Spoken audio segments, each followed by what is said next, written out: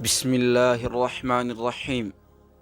الصلاة والسلام على رسول الله صلى الله عليه وسلم وبعد. السلام عليكم ورحمة الله وبركاته. هردفتو تماتي channel ملكي دري channel خيسم ملكي دري يرو مراسف أداد أبتي ترونساني عادة تما هاتو غرو قويا مراسة بودا حال دري إسراء إيقاموت أموري sagantaalee mimmi'ooytoo isinii qopheessee isin eegaa jira.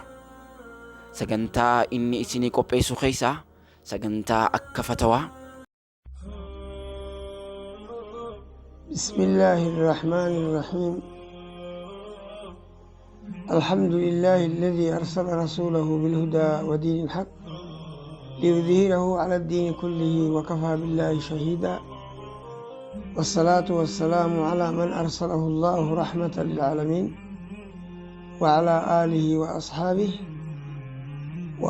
والتابعين لهم بإحسان إلى يوم الدين. إخواني في الله، السلام عليكم ورحمة الله وبركاته. أمونا من علمي تقوغا مناسبات نيابرتو فده غافتو فده مالف لما تفاهو وانسا فكاتو جيرا وانسا فكاتو جيرا ilmi isaan irraa fakkaattu gaafachuun akka faraa'ida alwafaa akka furuuda xaaharaadha. Akkasumas qophii akka gorsaa. Assalamu alaikum warahmatullahi wabarakatuh. Tadureen guyyaa har'aa sa'aa gabaabduutti qophaa'ee dhufe sababa dargaggeessi tokko kararraatti godhu maalii waan jedhamu.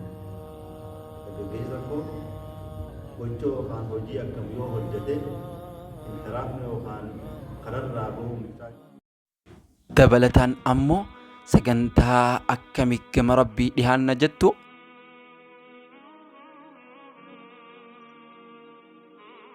ربي إن شاء الله تعالى وني أمنتين تينيا نلفتين يجرى ربي سبحانه وتعالى كما يساوان نتحي سوق حدودا ونجيسي وني نرى بربادوس وني أمنتين كان نخلي في ربي سبحانه وتعالى أكا بروتن يجرى ساعتي دقيقتي سكن بيرتي لحظة هم داهو كما يسادي هاتني خنا وني ربي سبحانه وتعالى خلقي سات الرابر بادو يسافو خلقي إسا مكلفة وراء تكلفة إسان الرقاية خنايتو إنسي في جنيرة وننا من اتيادو قبوس خنا مالتو كما ربي ندهيسا أني هو ربي خير إيسان جرا ربي سبحانه وتعالى خنت لي هو تي خنا إيسان سر جرا سنة رسول الله صلى الله عليه وسلم قرأ قجيلا جنة نبي سره عن إيسان جرا وانجو وان نمني إفقافتو قبو وان نمني بيخي اتيادو قبو وان بيخ وربي إن شاء الله تعالى ويالي خلقرة أسلي مقيسة سجنتا مكتوري خناوات ونكتهدا كما ربي لحجو نحو عالم متصل بالله سبحانه وتعالى أكمتين ربي خياوجي ولدي هاتو لندها. Dabalataan ammoo qophii seenaa.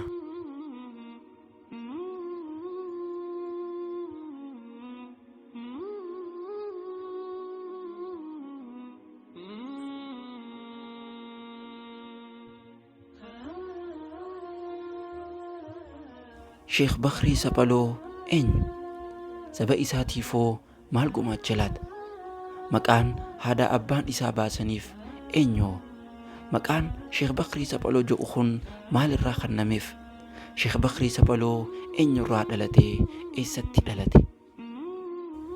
Dubaree filannoon keessan inni dura milkii dirree haa ta'u jenna. Milkii dirree qunnamuudhaaf peejii feesbuuka milkii dirree laayik foolow godhuudhaan dabalataan ammoo yuutuuba milkii dirree sabiskiraayib godhuun maatii milkii dirree ta'a jecha. Wabillaahi tawfiiq. Wassalaamu alaykum warahmatullaahi wabarakaatuh.